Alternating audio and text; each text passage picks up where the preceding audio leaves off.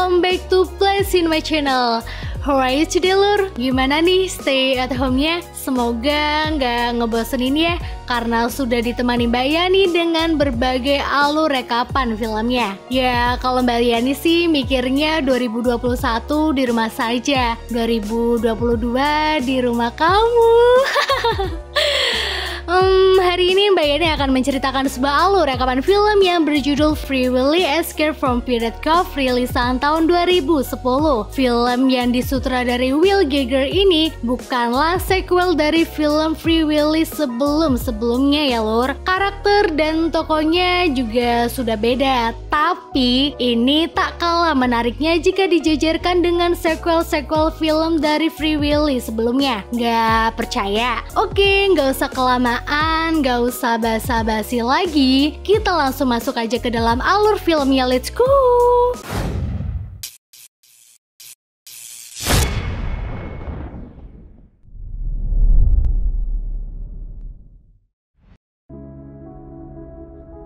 Berlatar di Australia, film dibuka dengan kawanan paus orca sedang berenang santuy di tengah laut. Sementara di daratan terlihat seorang anak kecil bernama Kira sedang menemani ayahnya yang bekerja sebagai dokter hewan. Kira adalah anak kecil pecinta hewan. Just for info nih ya, di sini Kira hanya tinggal bersama ayahnya karena ibunya sudah meninggal. Oke, lanjut. Beberapa hari kemudian, saat si ayah sedang membenarkan atap di gudangnya, dia mengalami insiden yang membuatnya dirawat di rumah sakit selama 1,5 bulan.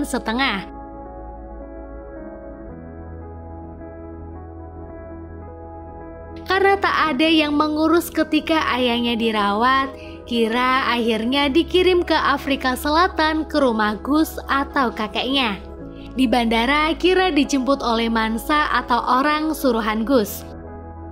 Mansa mengatakan Gus sedang sibuk, makanya dia tidak bisa menjemput cucunya. Tapi ternyata di tempat lain terlihat Gus malah sedang berjudi. Piye toh?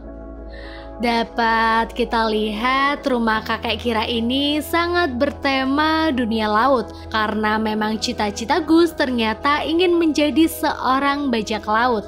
Di dalam, Kira memandangi sekeliling rumah yang kurang rapi lah ya.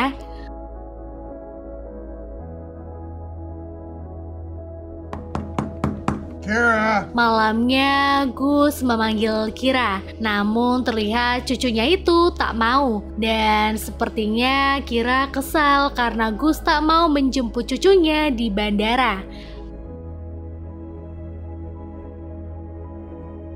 Keesokan harinya, Kira yang baru bangun tidur merasa tertarik dengan seekor penguin yang sedang berenang bersama Gus di kolam pribadinya. Tapi itu bukan berarti Kira sudah pro dengan kakeknya ya. Dia masih tetap mengeluh minta diteleponkan ayahnya untuk pulang. Di hari itu juga Gus yang akan pergi ke taman hiburan miliknya memberikan sebuah boneka kepada cucunya itu. Setelah cucunya menerima, Gus lalu mengajaknya keliling. Di taman hiburan miliknya yang berada di tepi pantai, Gus memperkenalkan cucunya dengan seorang anak laki-laki bernama si Viso. Di sana Kira merasa tak tertarik sama sekali dengan apa yang diperlihatkan baik oleh Gus atau si Viso. Terlebih ketika Gus dan Mansa gagal saat beratraksi memanggil paus di lautan menggunakan trompetnya. Hal itu pun membuat para pengunjung kecewa. Dan Kira yang penasaran kemudian mencoba meniup trompet itu. Siangnya mobil Gus mengalami mogok saat akan mengajak Kira pergi ke tengah kota. Lalu di dalam mobil Gus bercerita alasannya mengapa dia pindah ke Afrika Selatan. Kemudian Kira juga bertanya mengapa Gus tak mau datang ke pemakaman ibu Kira. Namun di sana Gus tak mau menjawab pertanyaan dari cucunya ini. Karena tetap ingin mengajak Kira ke kota, Gus akhirnya mengajak cucunya untuk mengendarai sepeda saja. Di tengah jalan, tak lama Rolf pemilik taman hiburan lain yang lebih bagus dari Gus bersimpangan dengan mereka. Di sana Rolf mengejek Gus.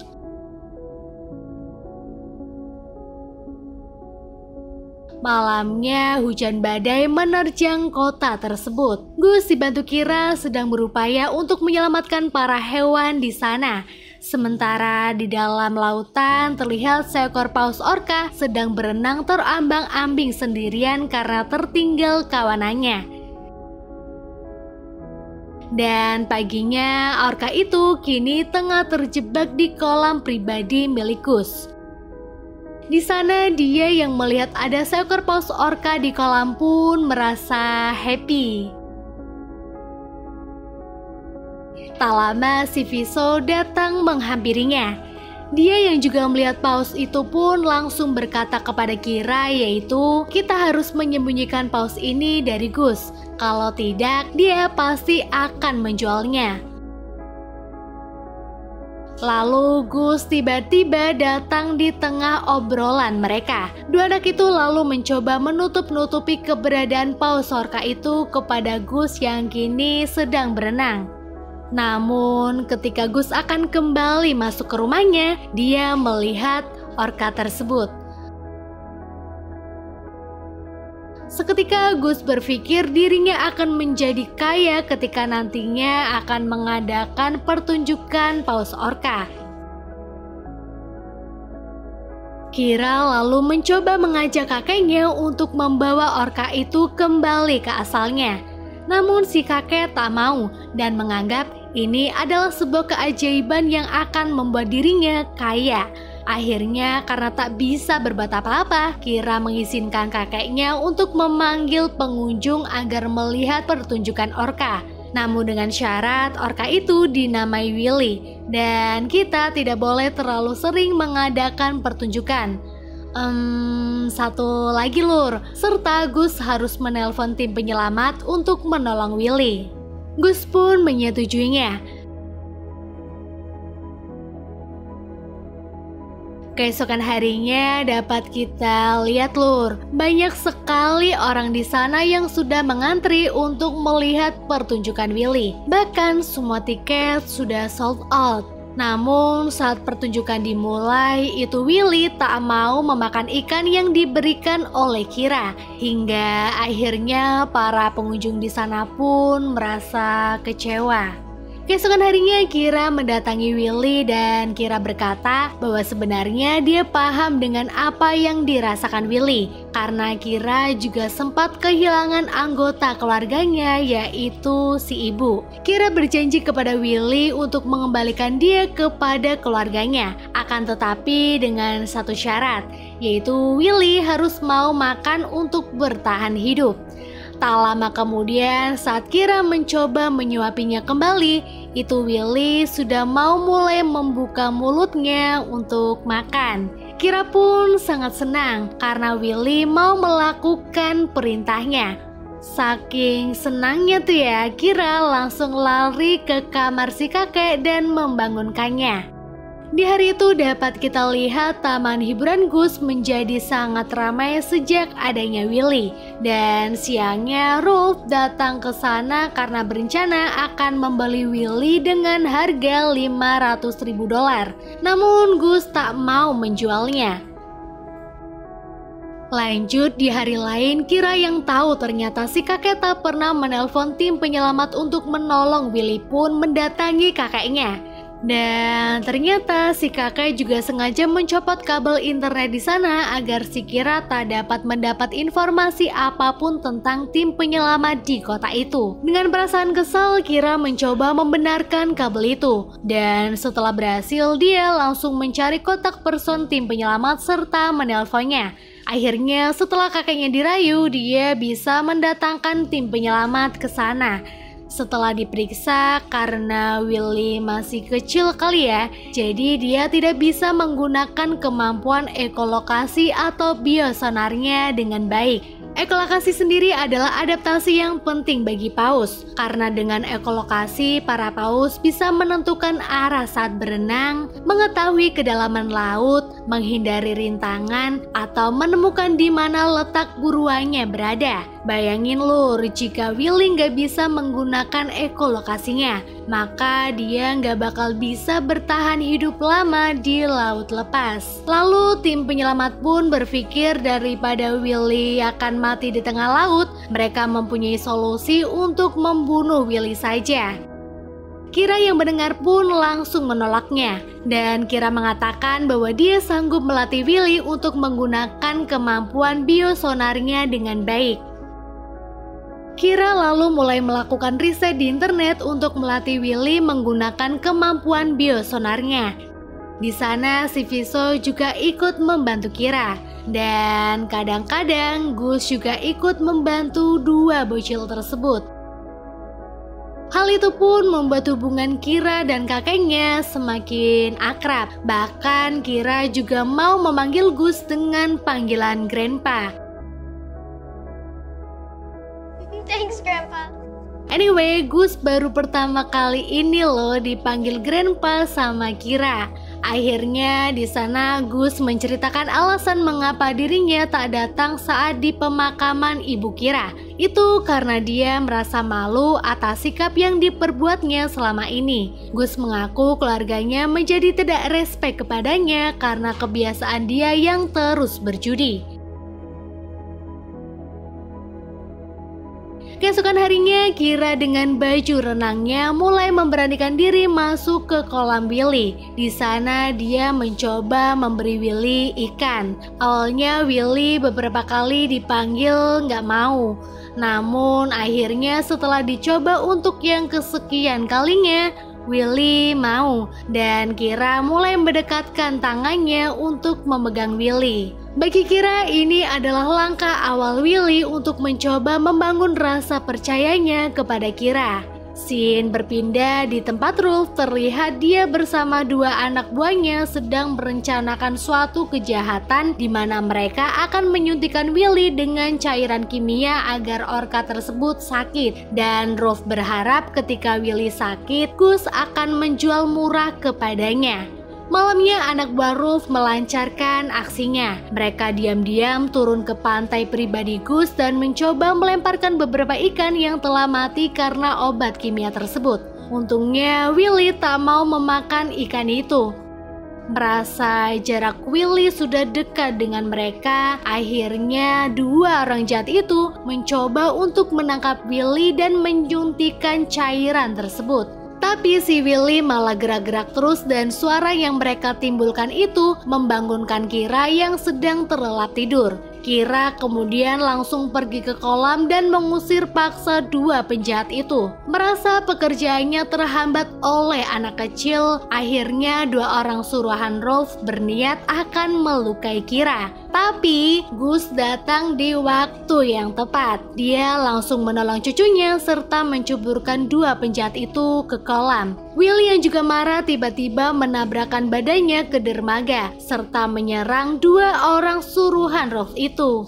Haha, syukur weh. Lanjut, Gus yang tahu siapa dalang dari semua ini pun kemudian OTW banter ke rumah Rolf. Tapi setibanya di tempat, Rolf tetap ngelak dan tak mau mengakui.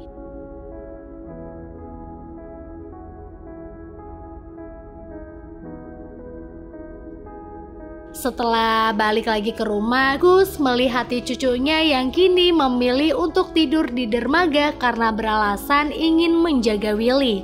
Tapi di malam itu Kira yang akan tidur didekati Willy yang ternyata ingin mengajaknya bermain. Akhirnya malam itu Kira naik di punggung kecil Willy dan bermain bersama. Wih, kayak Willy sama Jessie ya. Paginya pertunjukan taman hiburan Gus kembali dibuka. Terlihat kini tak hanya pengunjung biasa saja yang menonton aksi Willy bersama Kira, namun para wartawan juga ikut datang ke sana untuk meliput Kira. Siangnya setelah pertunjukan itu selesai, Kira dibantu si Viso kembali melakukan pelatihan kepada Willy untuk memperdalam kemampuan biosonarnya. Mata Willy lalu ditutup dan si Viso melemparkan ikan ke kolam. Awalnya Willy tak berhasil menangkap ikan itu. Banget lah pokoknya. Namun beberapa hari kemudian karena terus berlatih, akhirnya Willy mampu menggunakan kemampuan biosonarnya dengan baik hingga berhasil menangkap ikan dalam keadaan mata yang tertutup. Kira sangat senang melihatnya. Dia bersama si Viso kemudian masuk ke air dan bermain bersama Willy. Kini hampir setiap hari taman hiburan milik Gus selalu dipenuhi oleh para pengunjung. Terlihat Rolf yang lumayan iri lah ya kembali mendatangi Gus. Di sana dia berkata apakah Gus benar-benar tidak mau menjual Willy. Padahal jika semakin lama Willy ada di sana, maka akan semakin kecil juga nominal yang Rolf tawarkan kepada Gus. Gus yang berpikir Willy tak akan mungkin berada di sana terus sampai besar pun akhirnya memutuskan untuk menjual Willy kepada Rolf dengan harga $500.000 dengan syarat Rolf baru bisa mengambil Willy ketika Kira sudah kembali ke Australia. Scene berpindah, terlihat Mansa ditemani Kira dan si Viso sedang membuat alat recording suara orka yang akan dipasang di tengah laut dan itu akan memancing para orka untuk datang. Wih, kayak punya Jessie ya. Berhari-hari Kira menunggu kawanan pos orka datang menemui suara itu. Namun dia tak kunjung mendapatkan hasil. Dan akhirnya si Viso yang mengetahui Kira sedih mencoba menghibur dengan mengajaknya keliling kebun binatang di kotanya. Namun saat akan pulang, Kira dan si Viso melihat papan iklan yang berisi bahwa taman hiburan Rolf akan menampilkan pertunjukan dari Willy. Dari sana mereka sadar bahwa Gus benar-benar akan menjual Willy kepada Rolf. Mereka kemudian mengayuh sepedanya dengan cepat untuk menghentikan itu. Namun telat. Ternyata transaksi Rolf bersama Gus telah berlangsung dan kini Willy telah resmi menjadi milik Rolf. Kira yang tak bisa menghentikan keputusan kakeknya itu pun menangis di tepi pantai. Di sana Gus berkata kepada Kira bahwa Willy tak bisa jika terus hidup di kolam yang kecil ini. Dia membutuhkan kolam yang lebih besar dan pelatih profesional agar tetap sehat. Kira pun akhirnya merelakannya dan berharap Willy bisa diperlakukan dengan baik di tempat barunya nanti. Siangnya Kira menemui Willy. Di sana dia terlihat semakin akrab dengan Willy. Oh ya, by the way, tujuan Kira ke sana kali ini yaitu karena ingin memberikan salam perpisahan kepada Willy, mengingat besok dia akan kembali ke negaranya Australia. Namun saat dia tengah berbincang, Kira melihat kawanan paus orka lainnya datang karena rekaman suara yang dipasang oleh Mansa. Saking antusiasnya, Kira langsung mengajak Gus ke sana untuk melihatnya. Namun ketika mereka sampai, kawanan paus itu telah pergi dan Gus menganggap Kira hanya halu. Paginya sebelum kembali pulang, Kira bersama si Viso berniat akan memindahkan Willy ke tengah laut bersama Mansa. Sebelum memulainya, Kira dan si Viso pergi ke rumah paman si Viso untuk mencari bantuan. Namun pamannya sedang sibuk dan akhirnya si Viso memberanikan diri untuk diam-diam mengemudikan mobil angkut milik pamannya itu. Tak butuh waktu lama si Viso dapat mengendalikan kendaraan tersebut. Dan saat mereka dalam perjalanan, Kira mendapat pesan suara dari Mansa yang mengatakan bahwa dia baru saja melihat ada kawanan orka yang mendekati rekaman itu. Kira senangnya bukan main, tapi saat Kira dan si Viso sedang berusaha untuk mengangkat Willy ke dalam mobil angkut, Gus datang. Di sana Kira takut banget kakeknya bakal memarahinya, tapi ternyata tidak lur. Gus malah membantu mereka untuk memindahkan Willy ke tengah laut.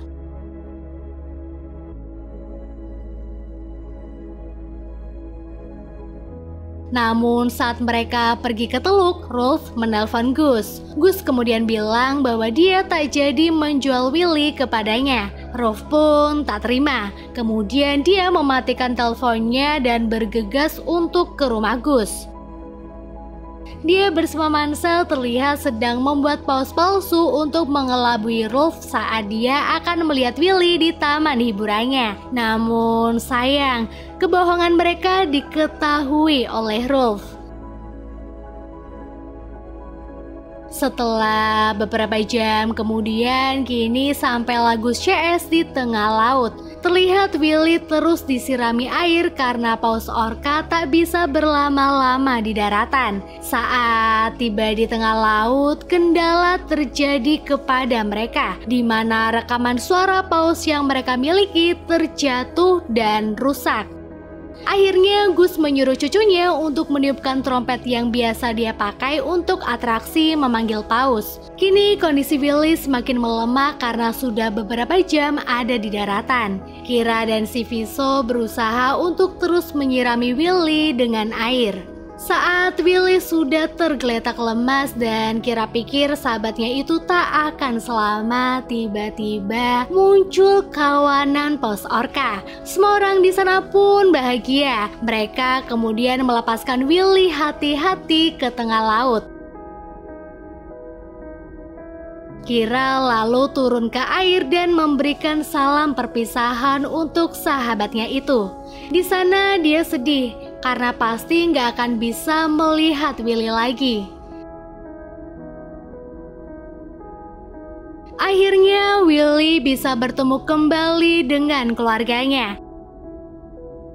Sorenya Kira yang akan pulang ke Australia terlihat sedang berpamitan dengan si Viso dan Mansa.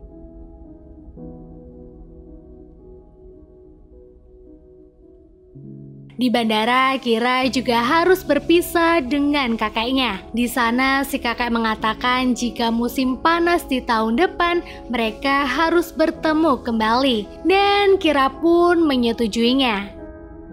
Kini Kira telah berada di pesawat untuk kembali ke Australia dan di akhir scene terlihat Willy dan kawanan paus orka lainnya sedang berenang di tengah laut. Dan film pun selesai.